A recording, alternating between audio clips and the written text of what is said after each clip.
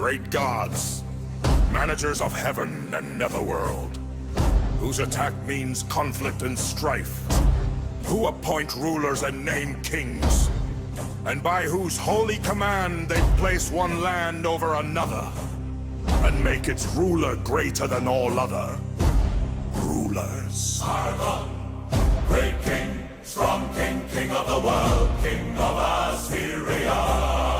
governor of Babylon, king of the land of Sumer and Akkad, favorite of the great gods, perfect hero, mighty man, pious prince, admirable master, benevolent shepherd.